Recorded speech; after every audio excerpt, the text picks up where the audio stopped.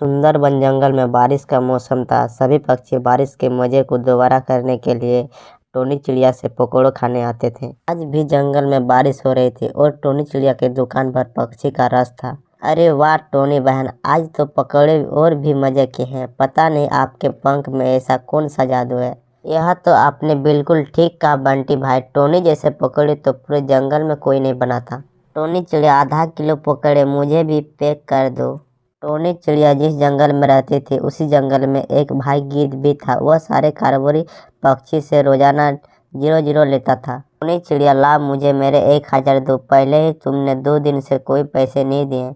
भाई गिद्ध, आपको तो पता है मेरे हालत का। मुझ अकेले चिड़िया को ही अपने घर को देखना होता है। मेरी रोज की कमाई सिर्फ 15,000 है। उसमें से आपको 1000 दे दूँ तो मैं अपने मसलों का खर्चा कैसे उठाऊंगा। चिड़िया मुझे कुछ नहीं पता, अपने मसले तुम खुद देखो, मुझे बस मेरे पैसे दो। गिद्ध भाई, मैं आपको 1 रुपया भी नहीं दूंगी। इतनी देर से मैं आपको निमंत्रण कर रही हूँ लेकिन आपने तो मेरी एक ना सुनी।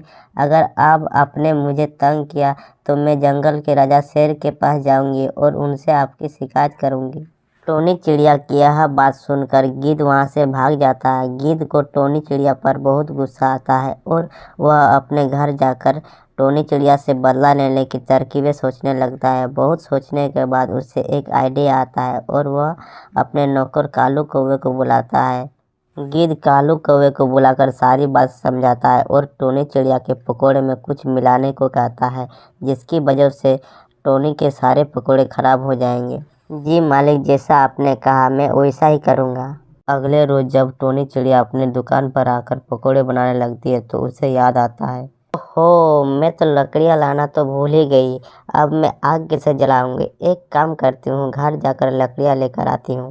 कालू कौवा भी इसी इंतजार में था कि वह टोनी चिड़िया के पकौड़ों का मसाला कैसे खराब करे। फिर टोनी चिड़िया के जाने के बाद कालू कौवा उसी दुकान पर आता है और पकौड़ों के मसाले में कुछ मिला देता है और जल्दी से वहां से चला जाता है। यह सब कुछ दूर बैठा राजू उल्लू देख रहा था। अरे अब मैं क्या करूं, टोनी चिड़िया को कैसे बताऊं। अभी तो मुझे बहुत ज़रूरी काम से जाना है। ऐसा करती हूँ, आकर बता देता हूँ। फिर थोड़ी देर बाद टोनी चिड़िया अपने दुकान पर आती है और पकौड़े बनाने लगती है।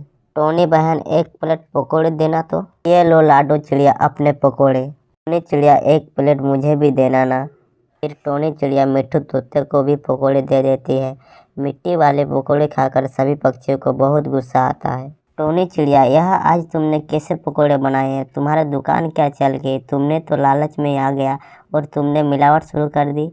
रानू चिड़िया, अगर तुम्हें मिलावट ही करनी है तो किसी और चीज़ की कर लेती। मिट्टी की मिलावट से तो तुम्हारी दुकान ही बंद होगी। पक्षियों, मैंने पकौड़े रोज की तरह ही बनाए हैं। मुझे नहीं पता यह सब कैसे हुआ। इतनी देर में राजू उल्लू भी वापस आ जाता है। वह सभी पक्षियों को टोनी के दुकान पर इकट्ठा हुआ देखकर खुद भी वहां जाता है। फिर वह सभी को आकर कालू कौवे के बारे में बताता है। पक्षियों, मुझे माफ़ कर दो, मेरे पकौड़ों के कारण आप सबको बहुत परेशानी हुई। टोनी बहन, माफ़ी तो हमें मांगनी थी।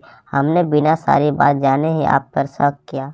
अच्छा तो राजू भैया, अब हमें क्या करनी चाहिए जो यह भाई गिद्ध और उसका नौकर मेरा पीछा छोड़ दें।